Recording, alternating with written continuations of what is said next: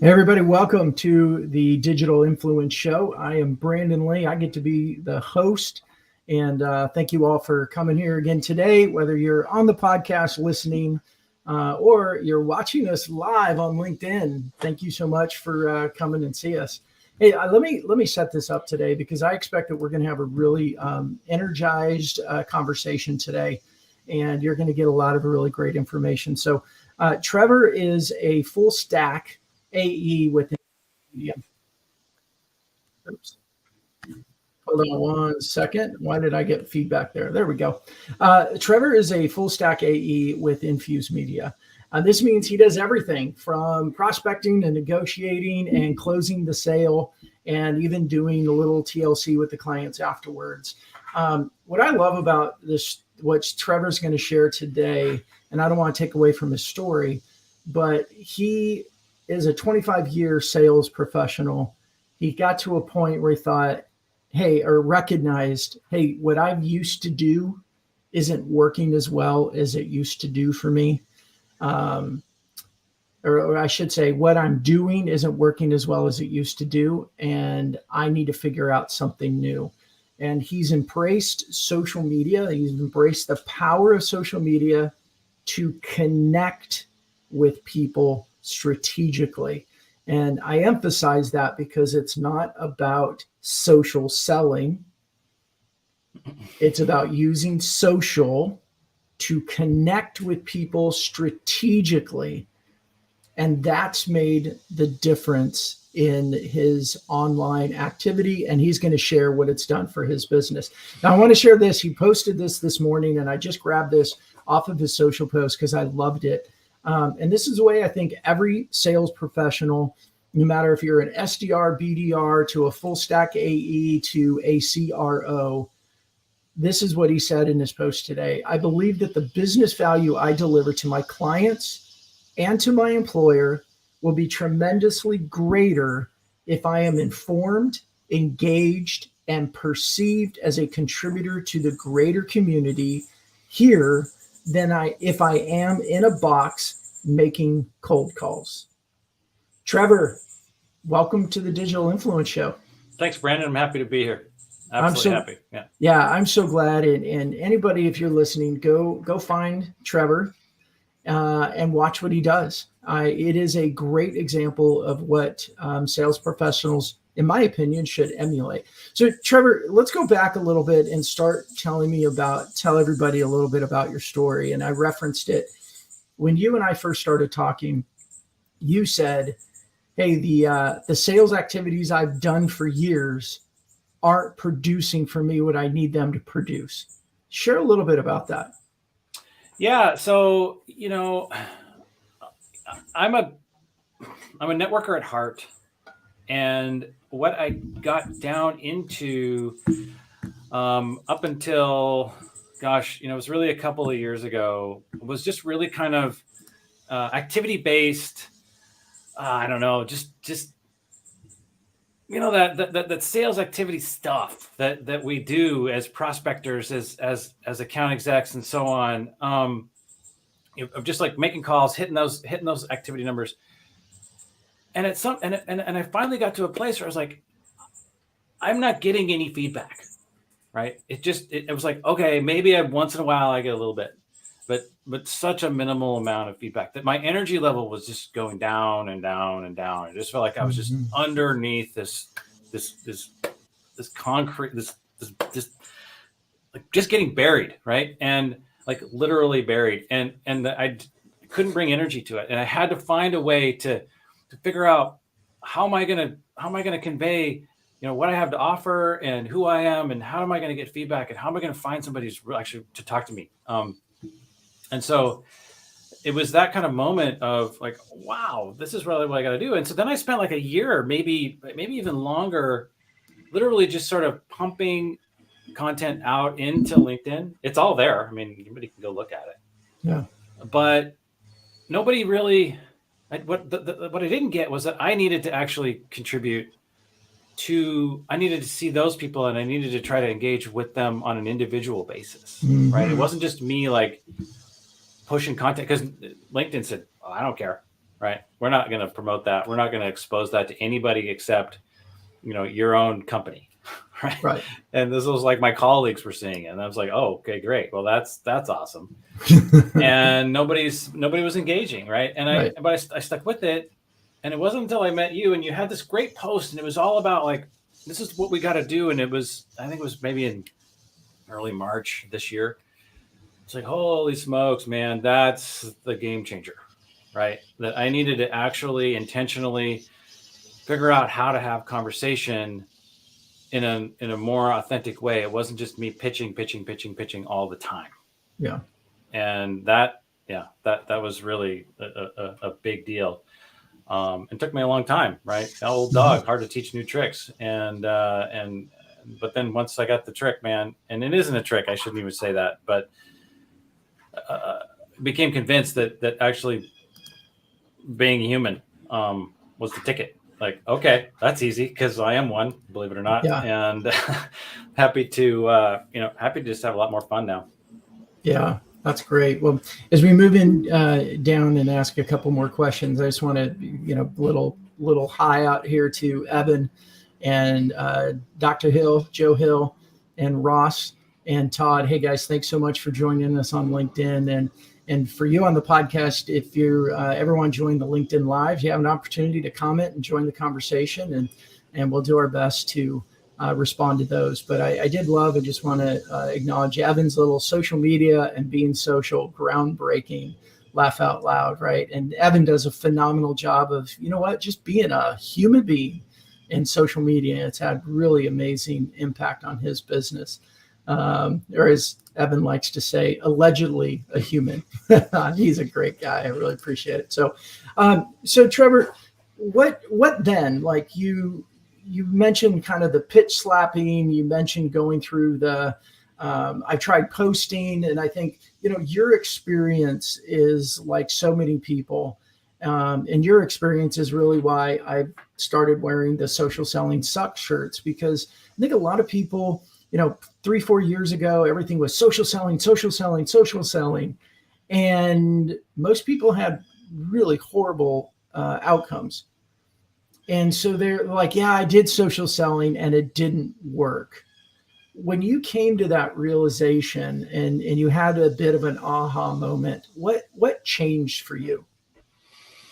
Well, it's been a progressive sort of opening of realization and becoming more and more comfortable with social as a way to create brand, right? I mean, the topic is personal brand and dark social and all that, but like, what did that actually mean? And so the first step was, for me to say, okay, what I'm going to do now is to engage intentionally with my prospects, right? In an ethical way, not a pitch slappy way, not with an expectation that they'll engage back, right? But a way to, really shine a light on whatever it was that was important to them, and to really begin to take in what their messaging was, and just to think more deeply about what I could do. So that was the first step, right? And I did that really up until a couple of months ago. But what really functionally changed for me was when I began to say, like, okay, I actually need to do more than just that, right? I actually need to show that, because it's still kind of weird, right? If you go and you say, like, I want to talk to this person at an assigned account, and I'm just going to, every 3 days go check on their activity, right? And then that's it. That's all I do, because they're going to come back. They're going to say, oh, well, who's this person? Why are they on? And I just look like another rep, right? I just look like another rep who's just repping around, doing his rep thing and stalking, and it's all artificial and it's kind of manufactured and stuff. And I'm not making good connections and all that. And so that was fine, but there still wasn't any kind of resonance, right? It was still like, still kind of in a box of reppiness. Right. But so when I said, okay, wait a minute, I'm just going to let it rip, right? I'm going to say, I'm a full on going to be who I am, right? Which is, you can see my background. I got Cookie Monster, Napoleon Dynamite. I got some, it's under my mic, but I got some Death Star Legos and stuff. And I got a bike up there hanging on the wall, right? I mean, that's me. And to begin to let that go in a broader context, right? And so began to comment on basically anything that I found interesting, right? Your stuff all the time. I finally had to bell you because I was missing your stuff. And then, and Tom Burton stuff, and, Morgan Snyder, and, Jamie Barnett, and, Mason Crosby, and I mean, all these people, Kate Irwin, right? So all these people that I really like, and I really like their content. And I was like, I'm not calling on them, right? They're not my clients. They're not my prospects. And yet what it shows, I think, to the broader sort of pool of, or maybe the small pool of people who I'm trying to find a way to connect with, is that I am not just doing that, right? I'm not just trying to hit them all the time with that. And that's my singular kind of definition of who I am. Mm-hmm. And, because I'm busy commenting. You can see it. I mean, if I'm all over the place, yep. Red Safestrom and I were there, and he's awesome, unselling. He's just so great. He mentioned, like, I do, 1 or 2 posts a day and try to make 25 comments. I'm like, okay, I'll see your 25 comments, and I'm gonna beat that. That's what I'm telling myself. I'm just gonna go for it. And so I think that kind of activity is revealing of somebody who's, engaged and is contributing and gets into this, some of these personal brand components that I highlighted in that post this morning. Yeah. So let me ask this then. So you're talking about having fun on social and being social, engaging with people and making comments, and all that is great. Mm-hmm. And that's a big part of building your personal brand. Can we talk a little bit about outcomes and actually, booking meetings, creating revenue, and doing things that make your employer happy as well? Because I think, and I saw a post the other day, I think it was Kathleen Booth posted it, and she was quoting somebody that said, if I see somebody's on LinkedIn all day long, I'm just going to assume they don't do their real job. Yeah. Well, good for her. Because I'm not going to name names, but one of the things that's happened, right? So just a perfect example is, so we work on an assigned account basis. And so I'm on a team of, 12 or 13 other reps. And so, I have, defined accounts, and yet it's the relationships that I develop with my clients are important. And my teammates, we recognize that. And so we'll trade accounts. Okay. If our clients move from one company to another company, and right, it isn't just like, oh, well, I had this relationship, now I lost it. Right. It's very cordial. Everybody's really cool about it. And so one of my clients changed jobs, and I saw it like that day, right? Like the moment it happened, I was like, oh, wow, this happened. Okay. Went over to my colleague, said, hey, let's do it. I want to keep this relationship going. Did that. We executed the swap. I'm now assigned to the new account, and we have a meeting set at the new account early next week. Right. So that's an example of how, and they could see me, right? They could see that I was there, right? That I'm busy, that I'm doing stuff, I'm talking to people, I have a presence, and they reached out on LinkedIn Messenger, just like that, like, yeah, let's go.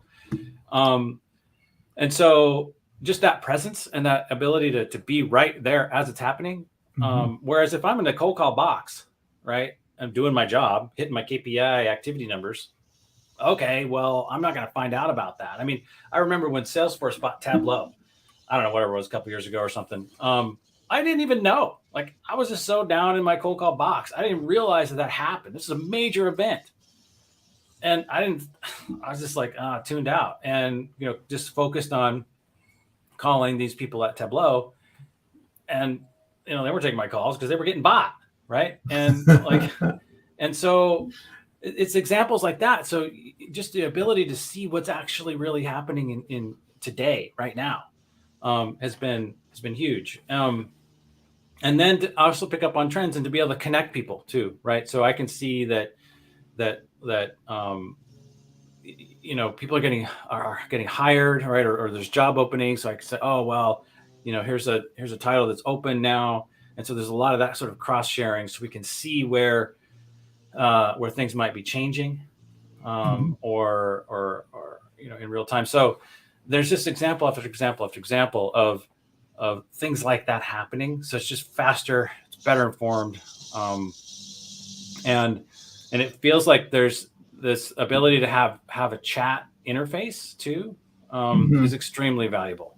That there's this sort of offline kind of, I don't know how to describe it. It's just a little less guarded, a little less formal that can happen. And I don't have a good way to do that because I don't really like text messages. I don't, in Messenger, we could do WhatsApp or Slack, I suppose, but to have a platform where clients who don't really know you personally, but they're still okay to communicate there, right? It's like a natural thing. It already exists. There's an interface to communicate in a more casual, real-time way, has been extremely valuable. And I'm using that now. And I like that my clients can see that I'm active and they can reach me if they want to. That's really great, Trevor. What would you say for people listening about some of your best activity that's benefiting you and helping you reach your goals? Because ultimately, you are an AE, and as you say, you're responsible for prospecting and selling and negotiating and closing and getting them handed off. What activities are serving you best in closing revenue?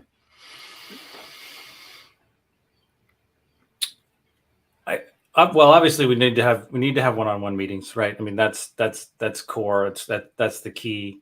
But it also kind of back out of that a little bit, because the thing that's really has changed for me is my ability to create,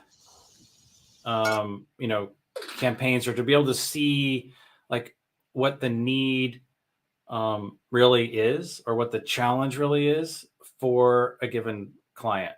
Like being head down into alternative viewpoints, competitors, into emerging trends, and to being able to speak to them right now, today, because I saw it, because I was there, because I contributed, I commented, right? It's that level of confidence, right, that has fundamentally shifted in me, right? That I'm not just sitting back and letting the market kind of guide me around and telling me what it is. No, I'm here creating it. I'm participating in the new trends that are emerging, right? And I saw something a couple of days ago, and I'm like, holy crap, this is totally new. I love this. I want to do this. I shot it off to my CEO, Alex Kessler.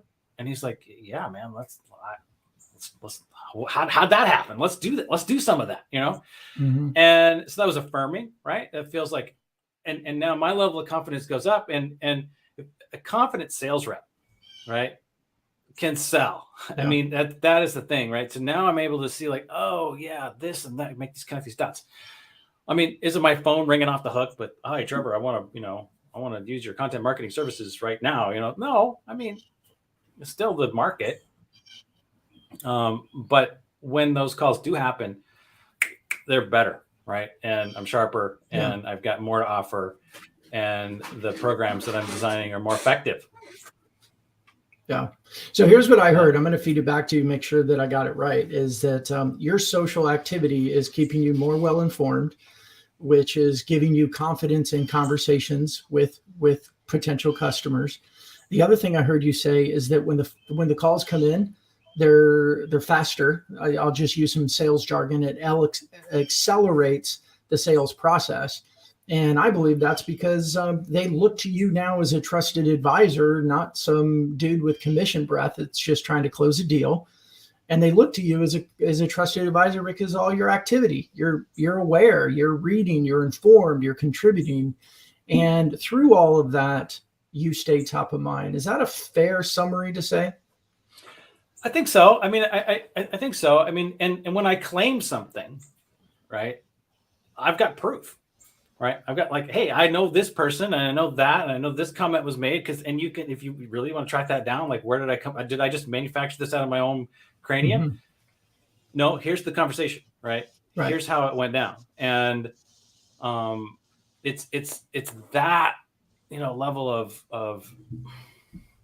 for lack of a better word, confidence, Mm-hmm. reuse it, that is cool. And I think that when there is a sales conversation happening, which is really only like a infinitesimal fraction of the time, that there's more to it, right? There's more like, yeah, you kind of are, and you kind of do know what's cooking. Yeah. Instead of just, oh, well, you got an agenda, that's, typical. Oh, you do the X, Y, and Z. Okay, fine. Yeah. And that's just sort of old school, man. I mean, we're just kind of got to move on from it, right? I'm kind of curious, and this is what stood out to me, what you were just saying. I'm curious what anyone else thinks about this as well that's listening, but I'm going to ask Trevor, and maybe we'll get some comments on it too.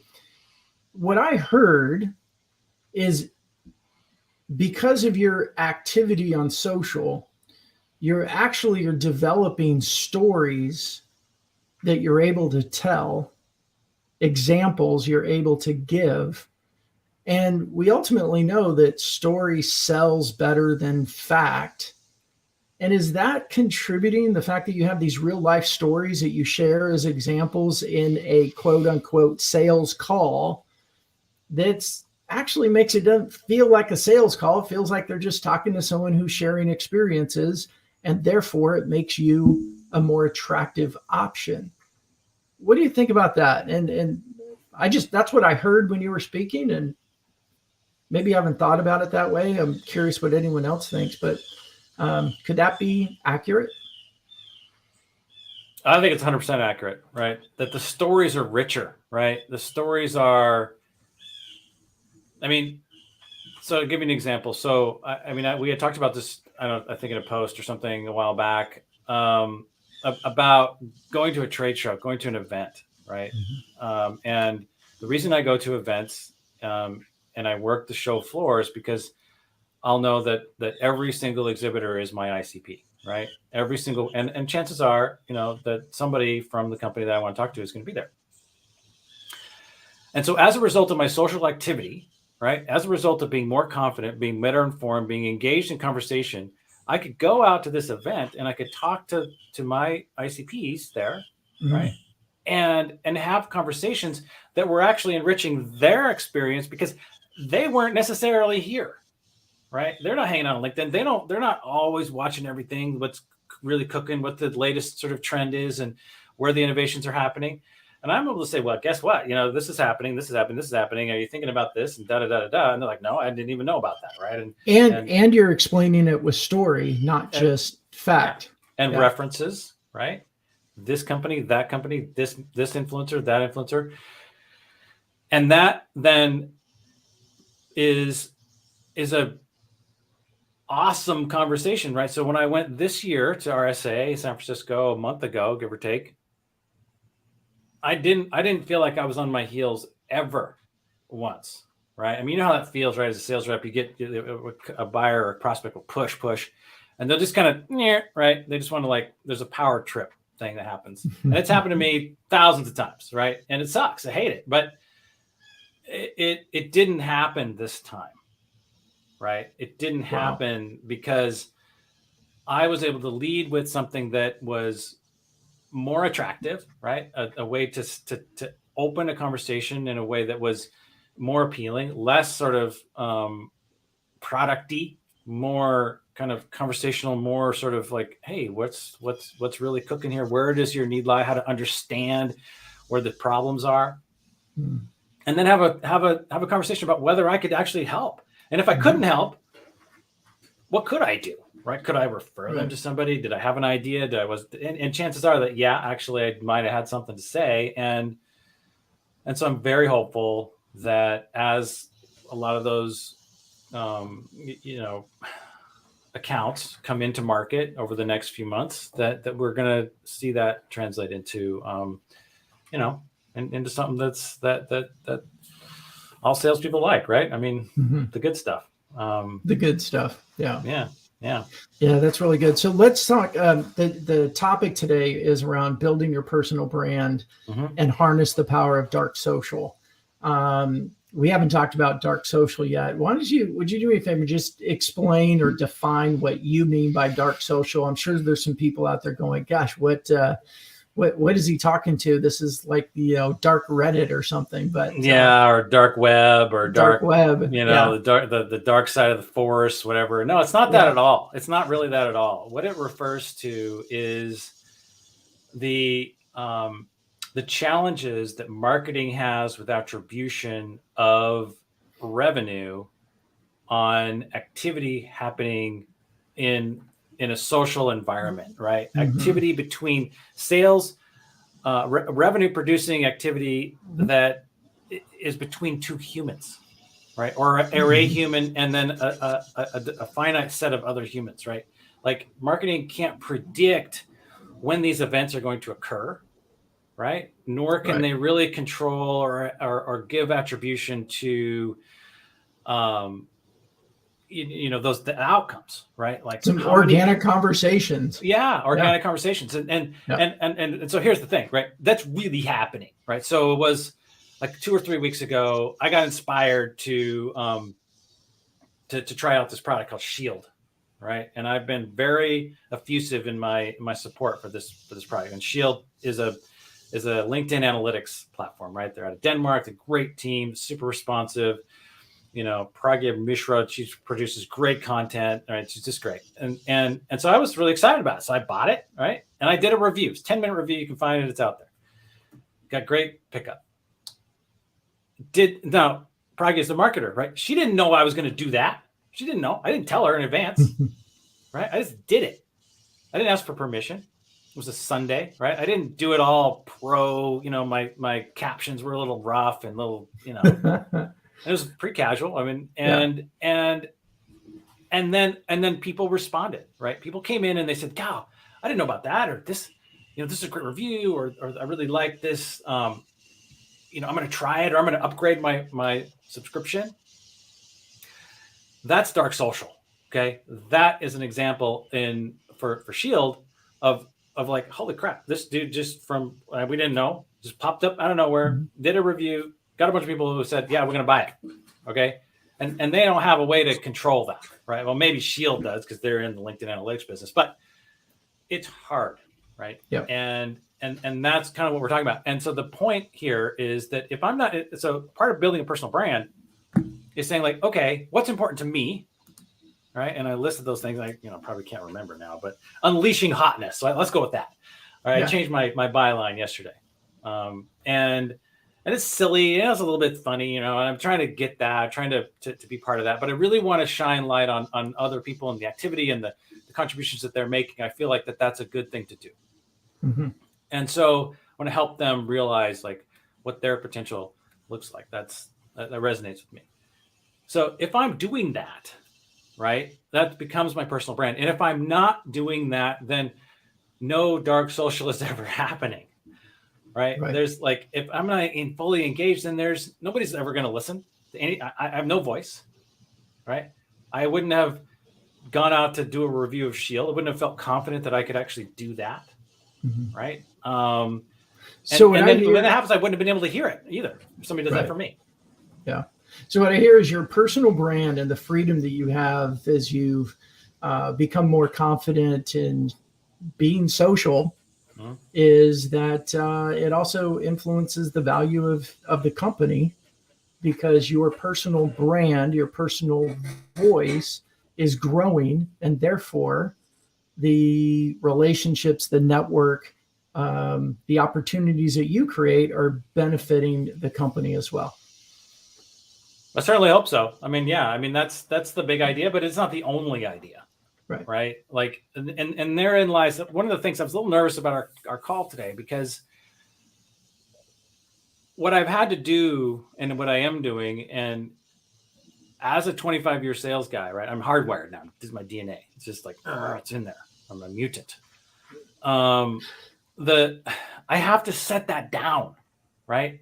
Yeah. I have to say, okay, it's okay to be me, and that's enough, right? As long as I'm here and I'm listening and I'm busy and I'm active and I'm contributing, and that brings value, and that's helpful to people, and it's interesting, and the perspectives are not always about sales. It isn't always about Infused Media, like my employer here, right? It isn't always about them, but hopefully, to a degree, to a significant degree, that people will like me and trust me, and therefore be more willing to buy at some point if they come in market and they have a need for whatever it is that I offer. And I tell you that most people that I engage with, they don't, they don't need what I got. I mean, and that's totally fine. It's 100% fine.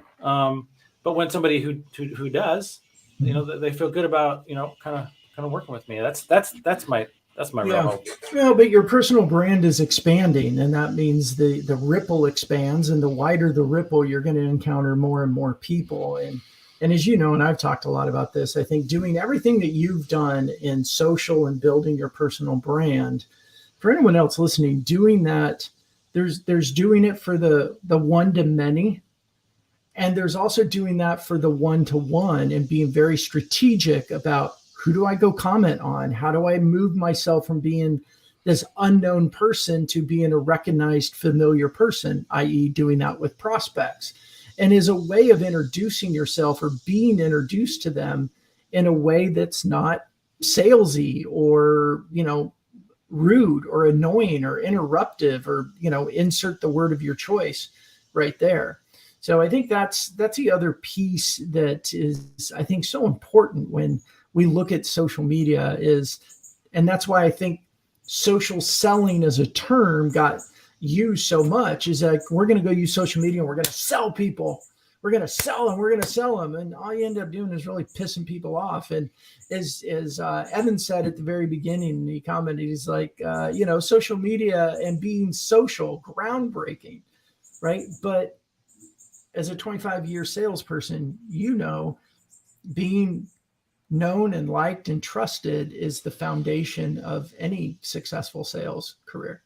It totally is. And just thinking about this, and as an old codger, you can remember these. I shouldn't use that word. It's probably not PC. But as a Generation X, participant in this economy, we've experienced a few downturns, right? Among them, sort of tech post 9/11, right? Things got a little hairy or a lot, and it was very, very difficult. And I was working for a software company at that time, and ultimately it failed. And so I got into the insurance business.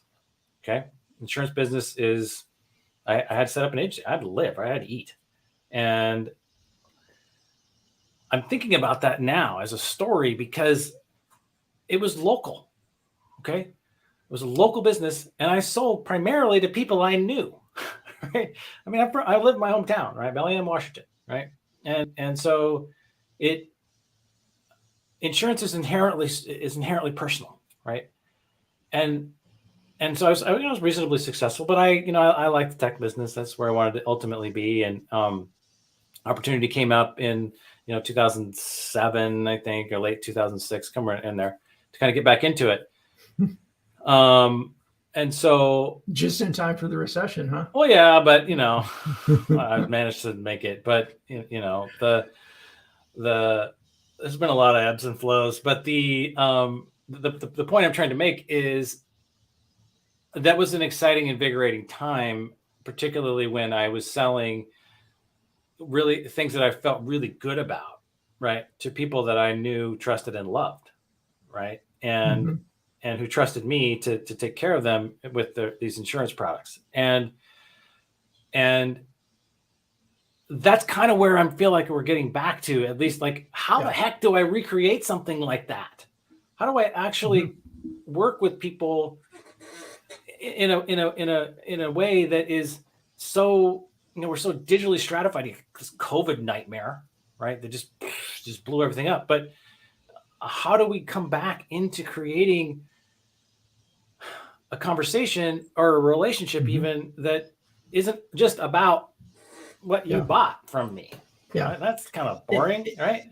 Yeah. And I think that, and one of the things you said there is, how do we come back to it? I think that overall in our business culture, we've gotten away from it, but there's a lot of people that haven't, and they're the ones that are really crushing it right now. They're the ones that are just being social and allowing the opportunities to come. And yeah, there's a strategy, and we can be strategic with outreach and who we talk to. But what I have found is that the less salesy I am, the more I sell. And it's because, it's because the more social we are, the wider our networks grow, our connections grow. And if we're focused on being a good human in our connections and having a good product that we really believe in, opportunities aren't that hard to find. I don't disagree. And I although the thing that I'm thinking about now, that and I do this with you, so feel free to keep me kind of pull me back in. We're gonna wrap up here, so give your thought. So the last thing I kind of want to talk about here is how the sales function, the sales role is changing.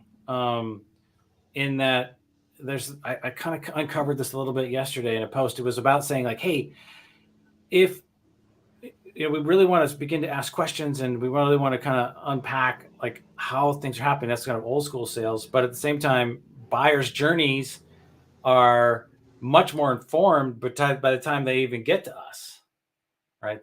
Buyers already know what they want and kind of how they want this thing to go. And so therein lies some real challenges, right? Like, how, if buyers already kind of know where they want to be, and I'm just tip of the spear, then where do I really participate over the long haul? And that's we're noodling that out right now today. That's actually in play, right? It's something that's being discovered, and Tom Burton, right? He talks about that, like, what is the role? What are we going to be doing in 6 months, in a year? Yeah. And you're right. I mean, Tom does reference that in his book, The Revenue Zone. He talks about the yellow brick road. It's, and with outbound, so often salespeople, they'll work to get the call, or to ask for the call, ask for the meeting. And the answer is either yes or no. Right? They're either yes, you have a meeting, or no, you don't. And then when you have the meeting, the answer is either yes or no, we're going to buy. And yeah, you might get a not now and all that stuff, but that's a no. It's a no right now. And too often then salespeople just quit, and they move on to the next batch of hot leads, or the next batch of assigned accounts. And the modern buyer, they're not going to be in your hurry. They're not in your time frame. And if you don't keep in front of them and stay active and lead them down that yellow brick road, then you're going to lose them when the opportunity comes about. And that's where I believe being social and having a personal brand and being consistent, and as you say, being aware of the industry, and leading and sharing and commenting and being a part of this public discourse, they're going to forget you, and they're going to go to someone else. Yeah, we want to avoid that. Right? Yeah. Especially because at that point you're just a sales professional, and they're a dime a dozen right now. But somebody who's truly perceived to be a trusted advisor, or is perceived to be I don't know, whatever word you want to use, an expert, an influencer, whatever it may be, that is the one that they go to. So we got to keep in touch. We have to stay top of mind, and our activity has to help them, lead them to perceive us as somebody who can help them solve their problems or achieve their goals, not somebody who just has commission breath and is trying to close a deal. I couldn't agree more, which is why it's so imperative that we just show up and be our true selves, right? Yeah. And this whole personal brand concept, it's not even like I'm developing. I'm trying to discover it. Yeah. Right. I'm just trying to discover what components of my humanness am I able to put into a public facing platform. Right. And that's it, right? This like, and does that resonate? And hopefully it does, right? Hopefully it's because it is real, right? Like when I comment on something, I am like really commenting because I'm really interested in it, you know? Yeah. And I think yeah. And I think the key here is for everybody listening is social media is about being you. And I believe the first step in social and being social is our mindset. Like our biggest challenge is between our ears, right? We might be a little insecure in certain things, or we think, oh, if I show that part about myself that some people won't like me or blah, blah, blah. And here's reality is our people, our tribe, our community, they're out there.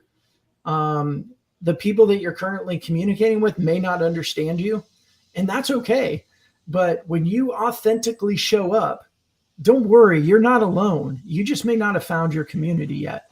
But the more that you are you find your community. And one of the things that I found on social media too is that the more authentic people are on social media, the more they build community, even with people who are not like them. The common denominator becomes that we're fully myself in the social environment, and that's good. Yeah, that's all I really need to say, right? I'm fully myself. I'm fully here. Do you like me? Do you trust me?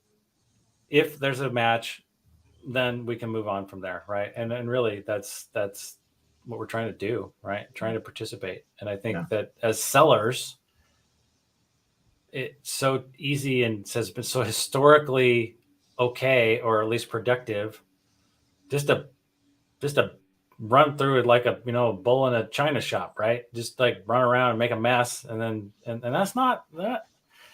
Done with that, man. I'm done doing that. This is not fun, and it's a so here we are. Well, let me wrap us up today, and here's what I'd say. And Trevor, thank you so much for sharing your experiences. And I'm going to give you a last word and let everybody know where to find you and to find your company. But here's what I like to say for everybody listening and everybody watching is that, our personal brand is about being ourselves. And when it comes to especially sales, is that eventually our self is going to come out, right? If you're trying to hide yourself in sales, it's going to come out. It might be while you're having lunch with a customer. It might be while you're having cocktails with somebody, but eventually yourself is going to come out. And if they're not really going to, do well with your personality, it's going to happen eventually. Embracing it, being in social as who you are, it actually grows your connections better, faster, wider. And we all know that a lot of times it's not what you know, it's who you know. We're all smart. We're all smart differently, but it really comes down to who you know, which opens up a lot of doors. So, Trevor, thanks so much for sharing about your journey of building your personal brand. I love your enthusiasm, your passion. Thanks for commenting on my post. And I told you the other day, I'm like, man, I don't want to be a know-it-all when I comment on your stuff, but I love what you're saying. I just want to keep adding to the conversation. So, Trevor, where can anybody find you who would like to reach out and get to know you more? Well, I'm 100% open to connect. I mean, if somebody sends me a connection request, I'm absolutely going to take it, and I'll probably take it within a few minutes because I'm probably on LinkedIn unless I'm sound asleep. So that's happening. I mean, I'm there. Trevor Van Worden. You can find me. It's pretty easy. Let's see. I mean, Infuse Media is my employer, right? So that's where I work. InfuseMedia.com. We do productized content marketing services, primarily servicing the B2B tech industry. And and I'm happy to talk about that all day long in the demand generation space. That's particularly where I hang out. So I'm LinkedIn's it. I pretty much I bailed on Quora. That was a post I put. Any case, just trying to have some fun out here. So LinkedIn's it.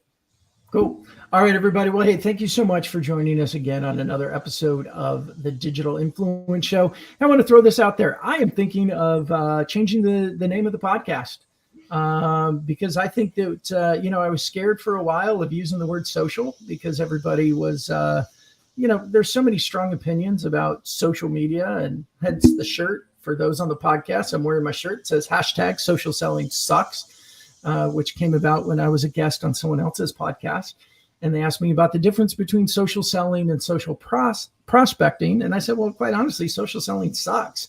It's bad for sellers. It's bad for buyers. And here we go. But hey, I just want to invite the community. You have an idea of what the new name of the show should be?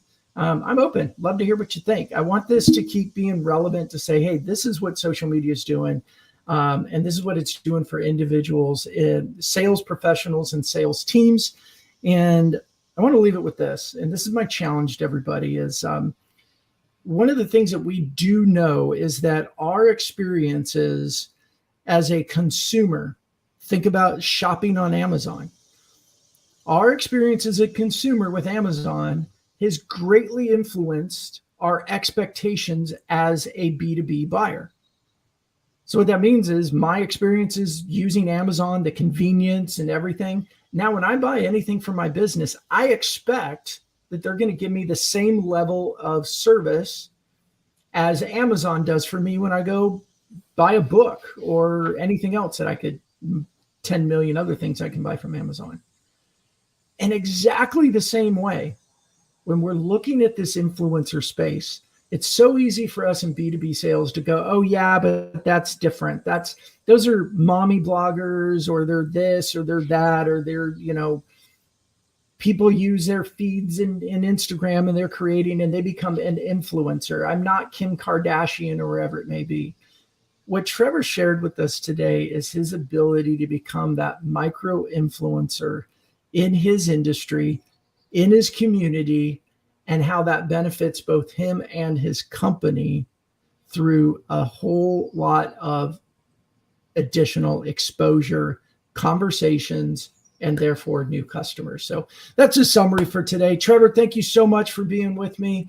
Everybody, thanks so much for listening. I look forward to our next episode, and hopefully you all can join us then. Take care, everybody. Thanks, Brandon.